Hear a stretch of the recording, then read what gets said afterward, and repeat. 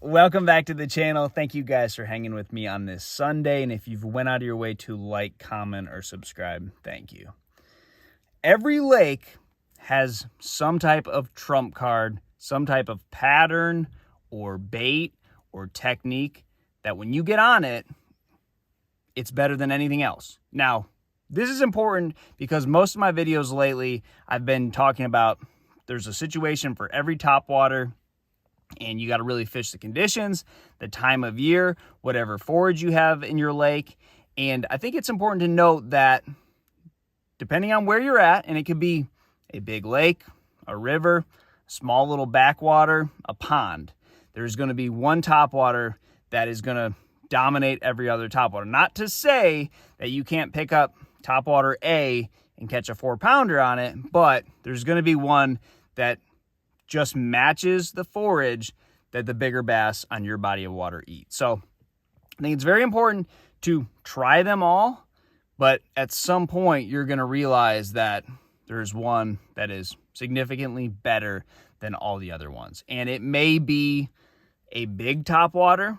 I look at the Tennessee River here. It seems like your bigger topwaters, your super spooks, those type big walking baits, they imitate the gizzard shad, and that's what typically does really well anytime there's a topwater bite. Now, Guntersville is a little bit of an anomaly because we have so much grass, so you'll see the frog and the buzzbait do a lot of the work in the fall time, but it can be something as simple as the size of your bait or the style of your bait. And this is important because all topwaters are so much different than each other. You know, you have ones that predominantly imitate bluegill, you have ones that dominate big shad, and then you have ones that are typically getting a bite from a reaction strike. So I think it's very important to figure out how your fish set up on your body of water, because if they're all tucked up underneath a mat, a frog is going to be the deal.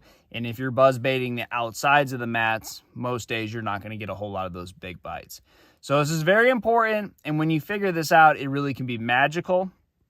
And it is typically pretty simple. And the cool thing about this is when you do figure that out, you can cut the corners. So instead of trying to use 8 different topwaters, you pretty much know if I can get them to bite this, that's the end all be all. If I can get them to bite the popper on Lake Eufaula in the month of June, I know the popper is going to probably outfish any other topwater. And every lake is like that to a certain degree. Not every lake is a topwater lake. You know, it can be as simple as you go to East Tennessee, a green jig just seems like it dominates there. You go to Kentucky Lake, it's a big spook.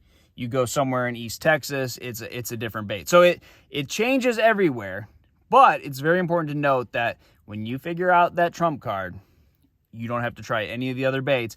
And what will happen is if it's just kind of working and you have the right time of year, you have the right conditions for it, it may get better. You know, they're biting a buzzbait kind of at the beginning of the week. By the end of the week, they're biting it even better. Typically, that bite doesn't get worse unless you have a big weather change or, you know, the time of the year is changing or something like that. But typically, if you do get on that bite, it's going to improve.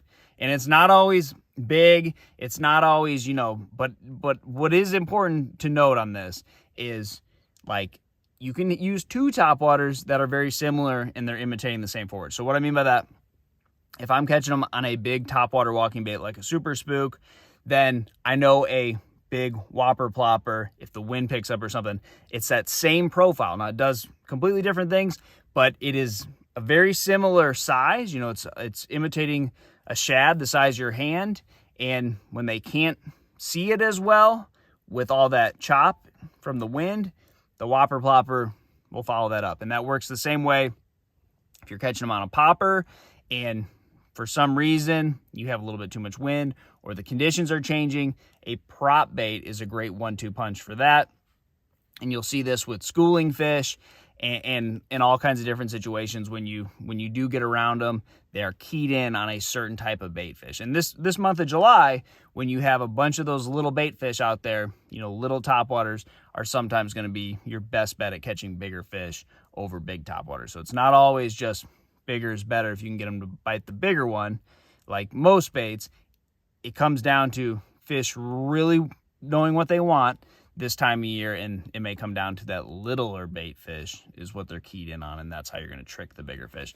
So it's very important to figure out what is going on, the very best situation, and then run with that, and that will make topwater fishing a whole lot easier for you. So thanks for watching, guys, and I'll see you on the water.